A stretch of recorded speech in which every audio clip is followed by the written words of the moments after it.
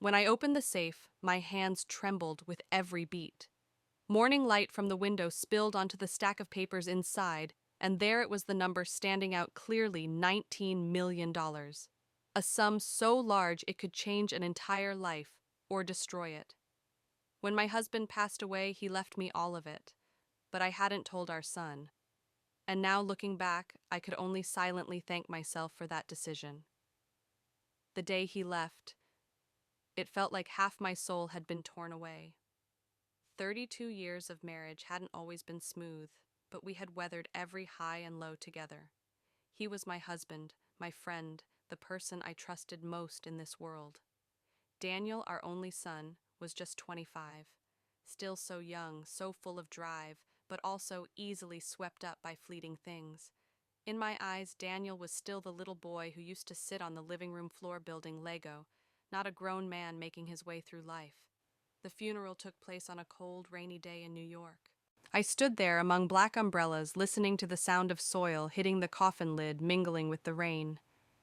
Daniel stood beside me, his shoulders stiff, eyes red, but without tears. I knew he was trying to hold himself together, thinking his mother needed someone to lean on. Just weeks earlier, he had called his father for advice on a new project at work, and now those words of advice would never be heard again. A few days later, Daniel and I sat in the lawyer's office for the reading of the will. The small room smelled of old wood and stale coffee. The lawyer's steady voice recited each clause, and then, without revealing the total $19 million, he listed life insurance company shares and savings. In that moment, all other sounds seemed to fade away. I didn't think about suddenly becoming wealthy. Instead, my mind went straight to Daniel, and what would happen if he knew.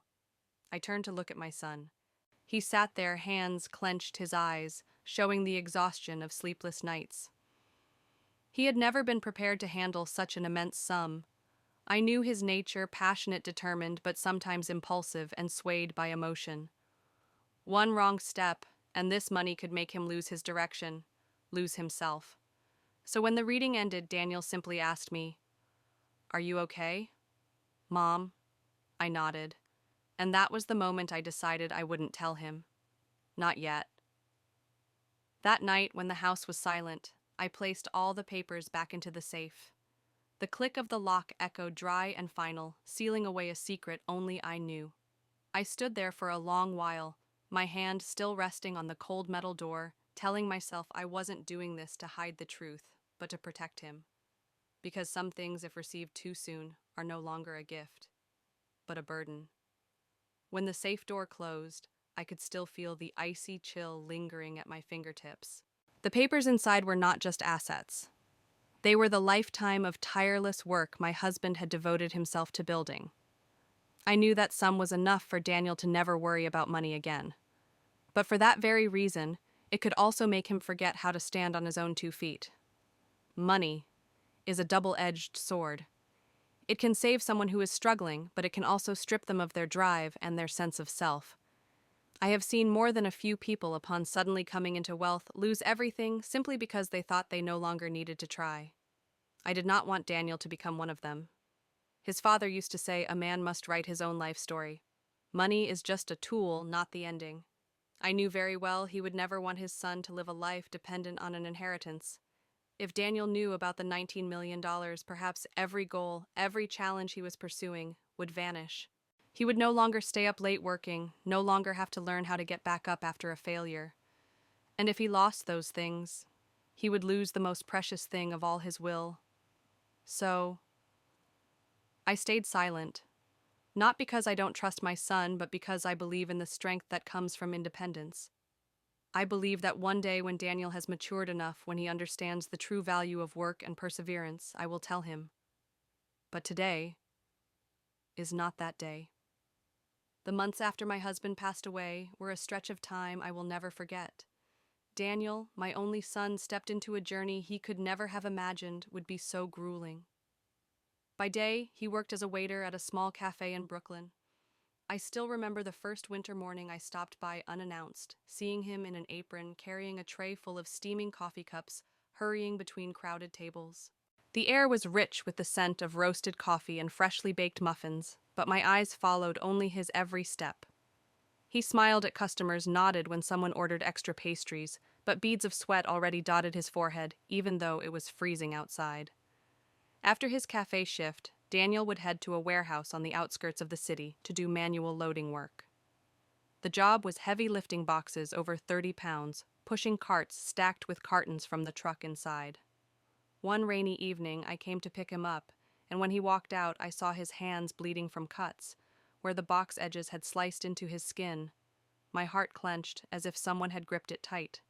All it would take was one word from me about the money, and all this hardship would end instantly. But then I reminded myself if I wanted to give him the greatest gift I had, to let him learn to stand firm, to understand the value of labor. At night, when the world had gone quiet, Daniel would sit in front of his computer in his small rented apartment in Queens. The blue glow of the screen lit up a tired but determined face. He took on freelance programming projects, writing software, tweaking websites for clients. I knew he wanted to gain experience to prepare for a dream he hadn't yet shared with me. Whenever I asked, he would just smile and say, "I'm just learning more, Mom." His life revolved in that cycle, serving coffee in the morning, hauling boxes in the afternoon, programming at night. Many times I wanted to open the safe, take out a portion of the money, and ease his burden. But then I thought of my husband in the early days of his career, working relentlessly, paying for every lesson with his own sweat, and becoming a man of resilience. He would never want me to interrupt Daniel's journey to manhood out of momentary pity. Every evening, Daniel would call me. Even when so tired that his voice turned hoarse, he would still ask, "Are you okay, Mom?" I could hear the bubbling of water on his stove, knowing he was making instant noodles again. I'd ask, "What did you eat today?" He'd answer playfully, "A Michelin 2-star dinner, ramen with boiled egg." I laughed, but my heart tightened. Once I hinted, "Maybe I could send you some money so you could take a few days off." Daniel immediately shook his head. "No need, Mom. I want to take care of myself." That sentence made me both proud and heartbroken. He had no idea that I was holding on to a sum of money that could change his life completely. And it was precisely not knowing that made him stronger each day. Sometimes I drove past his apartment. The glow of the living room light spilling from the window told me he was still awake, still working late. I wanted to knock on the door, hand him a check, and say, "You don't have to live like this anymore." But I stopped myself, hands still on the steering wheel, because I knew that if I did, I would be stealing from him the most valuable years, the years he was learning to fight to rise after every fall. On his rare days off, Daniel still didn't rest. He joined free technology courses, met with friends to discuss startup ideas. I saw in him the same spark I once saw in his father, the spark of passion and ambition. That made me believe that my decision to remain silent, however difficult, was still the right one. There were nights I lay awake, wondering if I was being too harsh. But every time Daniel told me about a new project, a new skill he had just learned, I felt reassured. He was on the right path, and I knew that when he reached success, that victory would be his alone, not because of an inheritance, but because of his own hands and mind. Those difficult years forged in Daniel something no school could teach: patience, endurance, and faith in himself. And that more than anything has prepared him for a future even I cannot fully imagine. 3 years after his father's death, Daniel decided to cut back on odd jobs to focus on a bigger goal. One evening, he called me, his voice brimming with excitement. "Mom, I'm going to start my own software company. I've found 2 like-minded friends, and we're starting from a tiny rented room." I stayed silent for a few seconds, not out of surprise, but because in that moment I saw in him the image of his father as a young man, bright eyes, an energetic voice, and an unshakable belief. But I also knew this path would be anything but easy. I had seen too many young entrepreneurs begin with blazing passion, only to be extinguished by reality. I feared he would be hurt, but I didn't stop him. Instead, I simply said, "If you've decided, then give it everything you've got." In those first months, Daniel and his partners practically lived in their office, a room barely 300 square feet, furnished with second-hand desks and chairs from a bankrupt company, old computers, and a whiteboard covered in smudged marker ideas. I visited once and saw my son in a hoodie, dark circles under his eyes from sleepless nights. Yet when he talked about their product, he spoke with endless energy as if all his fatigue had vanished. Then the hardships began. Their first project was canceled by the client at the last minute. The second was beaten to market by a competitor's similar product released just a week earlier. Daniel's company soon had almost no money left to pay the rent. I listened to him talk about heated arguments with his teammates about days when the group survived on cheap pizza and slept on the floor. Every time I heard this, my heart ached. I knew that if I opened the safe and took out even a small portion of that money, all these struggles would vanish. But I also knew that if I did, I would rob him of the chance to learn how to stand back up after failure. Then came the biggest blow. A major client signed a contract promising enough payment to keep the company afloat for at least another year. But after receiving the product, they abruptly canceled the deal, citing failure to meet standards. Daniel told me about it in a hoarse voice. "Mom, today was really bad. We don't even know if we can keep going." After that call ended, I sat by the phone for a long time, tears streaming down my face. Yet just a week later, Daniel called again, this time with determination in his tone. "Mom, I'm not giving up. We're going to start over with a new idea." In that moment, I realized those years of grueling work, the nights of instant noodles, the cuts on his hands from warehouse boxes, all had forged in him something invaluable: grit and perseverance. The kind of strength no amount of money could ever buy.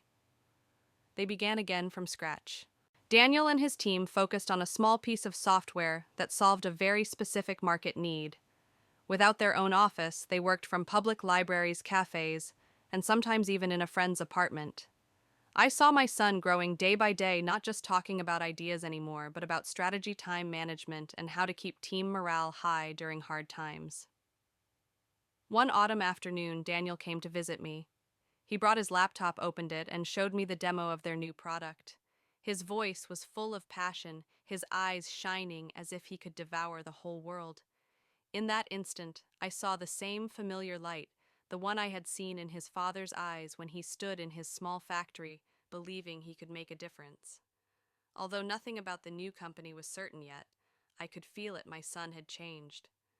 He was no longer the 25-year-old who just worked endlessly to scrape by.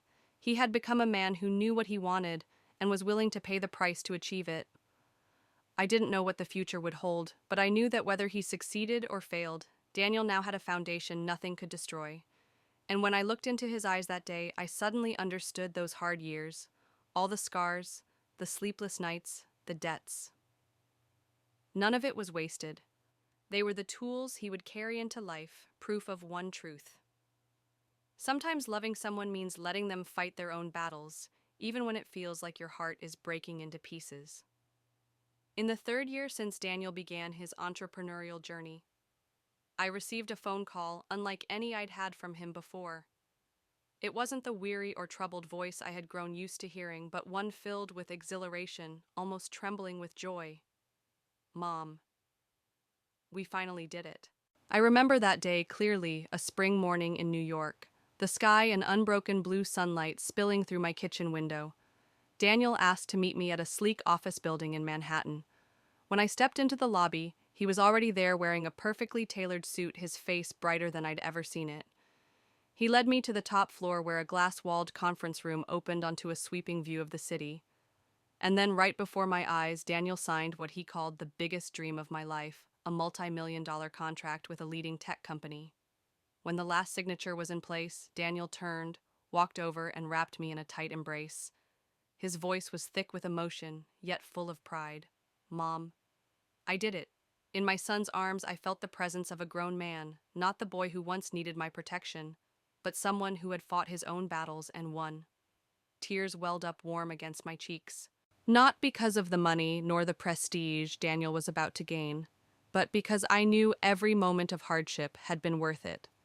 Every cafe shift, every heavy warehouse box, every sleepless night in front of a computer, each had helped shape the man standing before me. That evening, we returned to my home to celebrate.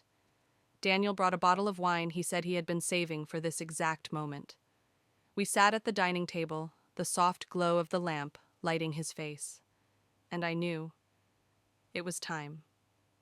I rose, walked into my study, and felt my hands tremble as I opened the safe, the one that had sat silently for 3 years, guarding a secret I had told no one. I took out the folder of documents, walked slowly back to the table, and placed it in front of Daniel. He looked at me, eyes a mix of curiosity and confusion. I took a deep breath and began to speak. I told him about his father's will, about the $19 million left to us. I told him about that morning in the lawyer's office, the moment I decided not to tell him. I told him about all the nights I'd wanted to open the safe and hand him the money, but didn't, because I believed one day he would understand why. The whole time I spoke, Daniel sat silently, eyes locked on mine. When I finally stopped, the room fell into stillness. I braced myself for his reaction, anger perhaps, or disappointment that I had kept this from him for so long. But then Daniel smiled, slowly, warmly. He reached out, took my hand, and gave it a gentle squeeze. "If you'd told me sooner," he said, "I might never have had this day." In that moment, every weight I'd carried slid off my shoulders. All the guilt, the worry, the fear of the past 3 years gone. My son understood. And not only did he understand, he valued my decision. That was the greatest reward I could ever receive. A few months later, Daniel bought a small house in the suburbs and invited me to live with him. On moving day, he hugged me in the doorway and said, "Now it's my turn to take care of you." I laughed, but inside a quiet, immeasurable joy swelled. I knew we were stepping into a new chapter. No more secrets, only trust and pride. As I watched Daniel standing in his new kitchen brewing me a cup of tea, I suddenly saw the image of his father years ago, the same steady gaze, the same smile. And silently in my heart, I whispered, "We did it, love. We really did." That afternoon, the pale golden light of autumn streamed through the living room window, spilling across the warm wooden floor. Daniel and I sat together on the old armchair my husband had once loved so much. Outside, golden leaves drifted gently on the breeze. Inside, the air was so still I could hear my own heartbeat. Daniel poured me a cup of tea, the steam curling softly into the patch of sunlight between us. He leaned back into his seat, gazing out the window for a long moment before turning toward me, his eyes calm but deep. I knew that our conversation about the $19 million the day before had closed a long chapter in both our lives. No more secrets, no more unanswered questions. I spoke slowly, as if each word was drawn from the deepest part of my heart. "You know, son, money can buy many things. It can bring comfort, opportunity, and security. But there are things it can never buy: strength of will, self-respect, and the personal journey of growing into the person you're meant to be." Daniel listened without interrupting. I went on. "Keeping that money from you was the hardest decision I ever made. There were nights I couldn't sleep thinking of my son, tired with bleeding hands, still pushing forward every day. I wanted to step in to end all your struggles, but I knew that if I did, I would take away your most precious chance to build yourself." A small smile touched his lips, and in his eyes I saw understanding. "You were right," Daniel said firmly. "I learned how to fight, and that's worth more than any amount of money." We sat in silence for a while, letting the wind outside rustle through the leaves, letting the sunlight rest across the lines of his face. He was no longer the impulsive boy I once worried over. He was a man now, strong, steady, and able to value the things that truly matter in life. In that moment, I understood something deeply. Being a parent isn't just about protecting your child from every pain. It's also about letting them experience stumble and rise on their own. Love isn't only in giving everything, but in knowing when to hold back so they can find their own way. I turned to look at Daniel and saw his father's reflection in his eyes, the same steady light, the same unwavering faith, the same warmth when he looked at family. I knew that if my husband were still alive, he would be so proud to see the man our son had become. And I knew wherever he was smiling, nodding in agreement with the choice I had made all those years ago. Beyond the window, the afternoon light began to fade, giving way to the deep violet of dusk. I placed my hand over Daniel's, feeling the warmth of a hand, both strong and still, carrying the familiar gentleness I'd always known. "My son," I said, "I'm prouder of you than anything else in this world." He gave my hand a light squeeze, answering simply, but with all the weight in the world, "And I know, Mom, you've loved me in a way only you could." We stayed there, speaking no more, letting time slow around us. Because sometimes silence is its own language, the language of understanding and love. And in that quiet moment, I realized the journey we had taken from loss to trials to triumph was never just a story about money. It was a story about trust, about resilience, and about how a mother's love can quietly shape the course of an entire life. Keeping that money hidden was indeed the hardest choice I ever made, but it was also the right one.